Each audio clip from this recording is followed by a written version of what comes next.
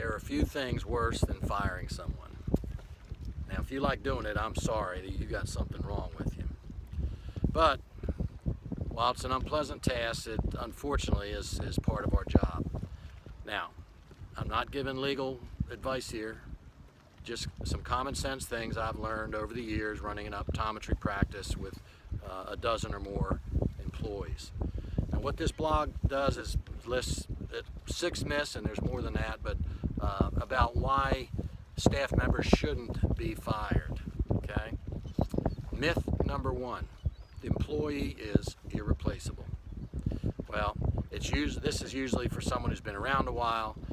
It's popular when the owner doesn't really know what the heck they're doing. That employee doesn't know what that employee is doing. What I find is oftentimes that employee has changed their job into something that's not even what it was supposed to be in the first place. Myth number 2, if I fire them, they will sue me. Well, forget all the legal mumbo jumbo here and just use some common sense. If it's clear that that employee is detrimental to your team, you need to get rid of them. One of the biggest problems I see is when an owner doesn't clearly outline from the beginning what the employee's job is, what their expectations are, and they don't step in quickly when they see those expectations aren't being met or they're deviating from what the original plan was. Now, there's always a chance that you'll get sued, but if you've acted reasonably, it is pretty unlikely and certainly not justification for keeping someone who's undermining your business. Myth number 3, I'll wait a while and maybe they'll get better. Right. You and I know deep down when it's time to get rid of that person. Now, I certainly think you should give them a chance, but you usually know. You have that feeling, and it's usually the right one, unfortunately. Don't wait too long.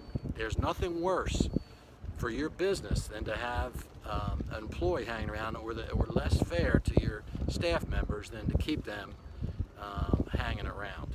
Number 4, I don't want to lose them because I'll have to pay unemployment. Come on. I can't even believe people use this excuse. It's such a small amount that it's not even reason to lose sleep or peace of mind about. And by the way, don't get too caught up in demanding that person doesn't get unemployment.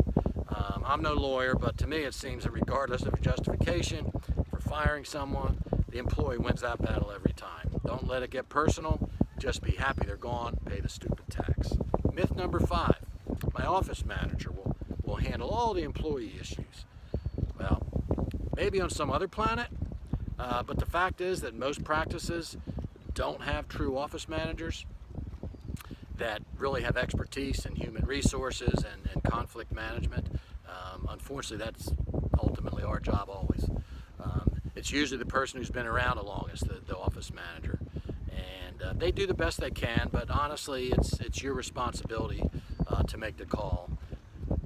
Number 6, the rest of the staff will revolt. Well, you and I both who have done this, of course, know in about every case the opposite happens. Everyone breathes a sigh of relief and says, what took you so long? The revolt occurs when you keep a bad apple too long and don't get rid of them. So I know it's hard, but let me ask you, because a lot of you have done the same thing I have over the years. When you've gotten rid of someone, isn't it always the right answer, the right solution, and a relief to you and everyone else in the office?